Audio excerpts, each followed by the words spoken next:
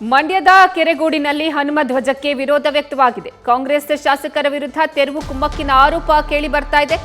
ರಾತ್ರೋರಾತ್ರಿ ಹನುಮ ಧ್ವಜ ತೆರವಿಗೆ ಅಧಿಕಾರಿಗಳ ಎಂಟ್ರಿ ಆಗಿದೆ. ಅಧಿಕಾರಿಗಳ ವಿರುದ್ಧ ಕೆರೆಗೋಡು ಗ್ರಾಮಸ್ಥರು ಸಿಡಿದೆದ್ದಿದ್ದಾರೆ. ಪೊಲೀಸರು ಆಗಮಿಸ್ತಾ ಇದ್ದಂತೆ ಗ್ರಾಮಸ್ಥರು ಜಮಾಯಿಸುತ್ತಾರೆ. ಧ್ವಜ ಕಂಬದ ಬಳಿಯೇ ಕೂತ್ಕೊಂಡಿದ್ದಾರೆ ಕೆರೆಗೋಡು ಜನ. ಕೆರೆಗೋಡು ಗ್ರಾಮಸ್ಥರಿಗೆ ಹಿಂದೂ ಕಾರ್ಯಕರ್ತರು ಸಹ ಸಾಥನ್ನ ಕೊಟ್ಟಿದ್ದಾರೆ.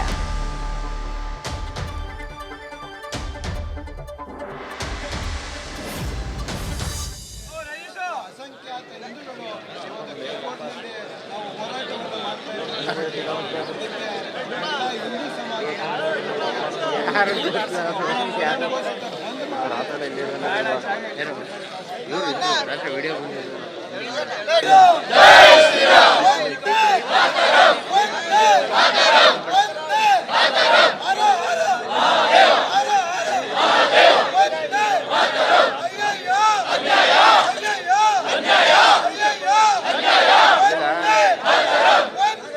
ಈ ಬಗ್ಗೆ ಹೆಚ್ಚಿನ ಮಾಹಿತಿ ನೀಡ್ತಾರೆ ನಮ್ಮ ಪ್ರತಿನಿಧಿ ನಂದೀಶ್ ಲೈವ್ ನಲ್ಲಿ ಜಾಯ್ನ್ ಆಗಿದ್ದಾರೆ. ನಂದೀಶ್, ಈ ರೀತಿ ಮಧ್ಯರಾತ್ರಿ ಮುಂಜಾನೆ ಬಂದು ಏಕಾಏಕಿ ತೆರವಿಗೆ ನಿಂತಿರೋದಾದ್ರೂ ಯಾಕೆ?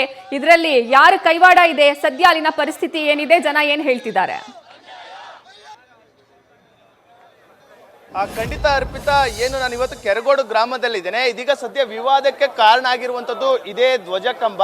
108 ಅಡಿ ಧ್ವಜಕಂಬವನ್ನ ಇತ್ತೀಚೆಗಷ್ಟೇ ಗ್ರಾಮಸ್ಥರು ಮತ್ತೆ ಸುತ್ತಮುತ್ತಲಿನ ಗ್ರಾಮಸ್ಥರು ಸೇರಿ ಒಂದು ನಿರ್ಮಾಣವನ್ನ ಮಾಡಿದ್ರು.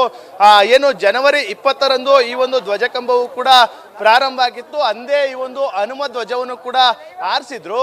ಅದಾದ ಬಳಿಕ ಅಯೋಧ್ಯೆಯಲ್ಲಿ ರಾಮ ಮಂದಿರ ಉದ್ಘಾಟನೆ ಆಗುತ್ತೆ. ರಾಮ ಮಂದಿರ ಉದ್ಘಾಟನೆ ಆದ ಬಳಿಕ ಇದು ವಿವಾದಕ್ಕೆ ಸಿಲುಕಿರುವಂತದ್ದು. ಅದರಲ್ಲೂ ಕೂಡ ಇಲ್ಲಿನ ಸ್ಥಳೀಯ ಶಾಸಕರು ಅಂದ್ರೆ ಕಾಂಗ್ರೆಸ್ ಶಾಸಕ ಗಣಿಗ ರವಿಕುಮಾರ್ ಮತ್ತೆ ಉಸ್ತುವಾರಿ ಸಚಿವರಾದಂತಹ ಚಲರಾಯಸ್ವಾಮಿ ಅವರ ಕುಮ್ಮಕ್ಕಿನಿಂದ ಈ ಒಂದು ಧ್ವಜವನ್ನ ಏಕಾಏಕಿ ತೆರವು ಮಾಡುವ ನಿಟ್ಟಿನಲ್ಲಿ ಇದೀಗ ಒತ್ತಡವನ್ನ ಹಾಕ್ತಾ ಇದ್ದಾರೆ. ಅದೇ ನಿಟ್ಟಿನಲ್ಲಿ ಅಧಿಕಾರಿಗಳು ಕೂಡ ಬರ್ತಾ ಇದ್ದಾರೆ. ಇಲ್ಲಿ ಒಂದು ಅಂದ್ರೆ ಮಧ್ಯರಾತ್ರಿ ಬಂದು ಈ ಒಂದು ತೆರವು ಕಾರ್ಯಾಚರಣೆಯನ್ನು ಮಾಡುವಂತ ಕೆಲಸಕ್ಕೂ ಕೂಡ ಮುಂದಾಗ್ತಾರೆ. ಆ ಸಂದರ್ಭದಲ್ಲಿ ಗ್ರಾಮಸ್ಥರು ಇದೀಗ ಜಮಾಯಿಸಿರುವಂತದ್ದು. ಒಂದ್ ರೀತಿ ಬಿಗುವಿನ ವಾತಾವರಣ ಇಲ್ಲಿ ಸದ್ಯ ನಿರ್ಮಾಣ ಆಗಿರುವಂತದ್ದು. ಮಹಿಳೆಯರು, ಮಕ್ಕಳು ಸೇರಿದಂತೆ ಯುವಕರು ಎಲ್ಲರೂ ಕೂಡ ಇದೀಗ ಪ್ರತಿಭಟನೆಯನ್ನ ಮಾಡ್ತಾ ಇರುವಂತದ್ದು. ನೀವು ಕೂಡ ನೋಡ್ತಾ ಇದ್ದೀರಾ, ಬಹಳಷ್ಟು ಸಂಖ್ಯೆಯಲ್ಲಿ ಇಲ್ಲಿ ಈಗಾಗಲೇ ಹಿಂದೂ ಕಾರ್ಯಕರ್ತರು ಜಮಾಯಿಸಿರುವಂತದ್ದು. ಅಂದ್ರೆ ಯಾವುದೇ ಕಾರಣಕ್ಕೂ ನಾವು ಹನುಮ ಧ್ವಜವನ್ನ ತೆರವಿಗೆ ಮಾಡೋದಕ್ಕೆ ಅನುಮತಿಯನ್ನ ಕೊಡಲ್ಲ, ಒಂದು ಅವಕಾಶವನ್ನ ಮಾಡಲ್ಲ. ನಾವು ಯಾವುದೇ ಕಾರಣಕ್ಕೂ ಧ್ವಜವನ್ನ ಕೆಳಗೆ ಇಳಿಸಲ್ಲ ಎಂಬ ಒಂದು ವಾಗ್ವಾದವನ್ನು ಕೂಡ ಇದೀಗ ಮಾಡ್ತಾ ಇರುವಂತದ್ದು. ಇನ್ನು ಇಲ್ಲಿನ ಹಿಂದೂ ಕಾರ್ಯಕರ್ತರನ್ನು ಕೂಡ ಮಾತಾಡಿಸುವಂತ ಕೆಲಸವನ್ನ ಮಾಡೋಣ. ಸರ್, ಈಗಾಗಲೇ 108 ಅಡಿ ಧ್ವಜ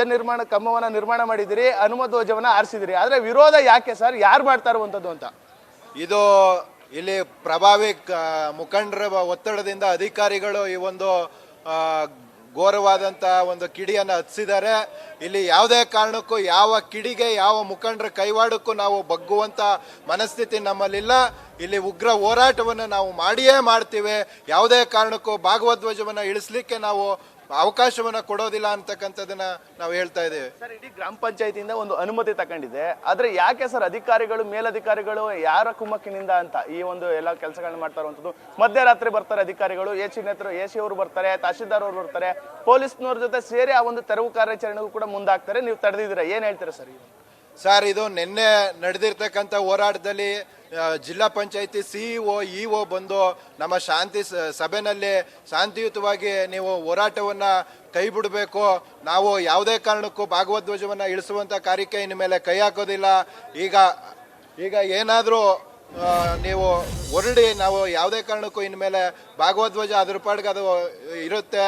ನಾವು ಯಾವುದೇ ಕಾರಣಕ್ಕೂ ಅಧಿಕಾರವನ್ನ ದುರುಪಯೋಗ ಪಡಿಸ್ಕೊಂಡು ಭಾಗವಧ್ವಜವನ್ನ ಇಳಿಸೋದಿಲ್ಲ ಅಂತೇಳಿ ನಮಗೆ ತಾಕೀತು ಮಾಡಿ ಎಲ್ಲರನ್ನ ಕಳಿಸಿರ್ತಾರೆ. ಆದರೂ ಸಹ ನಮ್ಮ ಯುವಕರು ಇಲ್ಲೇ ಭಾಗವಧ್ವಜವನ್ನ ಕಾಯ್ಕೊಂಡು ಮಲಗಿರುವಂಥ ವಿಚಾರದ ವೇಳೆನಲ್ಲಿ ಮಧ್ಯರಾತ್ರಿ ಪೊಲೀಸ್ ರಿಸರ್ವ್ಗಳು ಬಂದು ಒಂದು 10-12 ಪೊಲೀಸ್ ರಿಸರ್ವ್ಗಳನ್ನ ತಂದು ನಿಲ್ಸ್ಕೊಂಡು ಇಲ್ಲಿ ಹನುಮ ಧ್ವಜವನ್ನ ಇಳಿಸ್ಲಿಕ್ಕೆ ಒಂದು ಪ್ರಯತ್ನವನ್ನ ಮಾಡಿರ್ತಾರೆ. ಇದೆಲ್ಲವೂ ಸಹ ಒಂದು ರಾಜಕೀಯ ಕೈವಾಡ ಇರ್ತಕ್ಕಂಥದ್ದು. ಈ ಯಾವ ಕೈವಾಡಕ್ಕೂ ನಾವು ಹಿಂದೂ ಕಾರ್ಯಕರ್ತರು ಬಗ್ಗುವಂತಹ ಮನಸ್ಥಿತಿ ಇಲ್ಲವೇ ಇಲ್ಲ.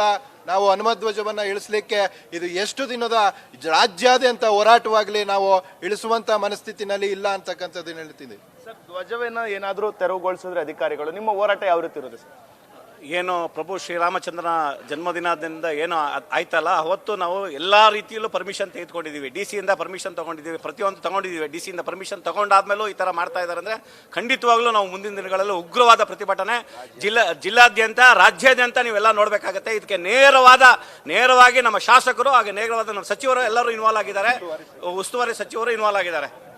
ಇದಿಷ್ಟು ಹಿಂದೂ ಕಾರ್ಯಕರ್ತರ ಒಂದು ಆರೋಪ ಆಗಿರುವಂತದ್ದು. ನೇರವಾಗಿ ಇಲ್ಲಿನ ಸ್ಥಳೀಯ ಶಾಸಕರಾದಂತಹ ಗಣಿಗ ರವಿಕುಮಾರ್ ಹಾಗೆ ಉಸ್ತುವಾರಿ ಸಚಿವರಾದಂತಹ ಚಂದ್ರಸ್ವಾಮಿ ಅವರ ಕುಮ್ಮಕ್ಕಿನಿಂದಲೇ ಈ ಒಂದು ಕೆಲಸವನ್ನ ಮಾಡ್ತಾ ಇದ್ದಾರೆ. ಅಧಿಕಾರಿಗಳನ್ನ ದುರುಪಯೋಗ ಪಡಿಸಿಕೊಂಡು ಹಿಂದೂ ಕಾರ್ಯಕರ್ತರ ಭಾವನೆಗಳಿಗೆ, ಹಿಂದೂಗಳಿಗೆ ಧಕ್ಕೆಯನ್ನ ತರ್ತಾ ಇದ್ದಾರೆ, ಒಂದು ಆರೋಪವನ್ನು ಕೂಡ ಮಾಡ್ತಾ ಇರುವಂತದ್ದು. ಅಂದ್ರೆ ಮುಂದಿನ ಹೋರಾಟವನ್ನ ಏನಾದ್ರೂ ಅವರು ಧ್ವಜವನ್ನ ತೆರವು ಮಾಡ್ತೀವಿ ಅಂತ ಮುಂದೆ ಬಂದ್ರೆ ಖಂಡಿತವಾಗಿ ಕೂಡ ನಾವು ಹೋರಾಟವನ್ನ ಮಾಡ್ತೀವಿ, ಅವರ ವಿರುದ್ಧವೇ ಕೂಡ ಪ್ರತಿಭಟನೆಯನ್ನು ನಡೆಸ್ತೀವಿ, ಒಂದು ಎಚ್ಚರಿಕೆಯನ್ನು ಕೂಡ ಕೊಡ್ತಾ ಇರುವಂತದ್ದು. ಅರ್ಪಿತಾ, ಧನ್ಯವಾದ ನಂದೀಶ್ ನಿಮ್ಮೆಲ್ಲ ಮಾಹಿತಿಗಾಗಿ. ನ್ಯೂಸ್ ಫಸ್ಟ್ ನಿರ್ಭೀತಿಯಿಂದ ನಿಮ್ಮ ಪರವಾಗಿ.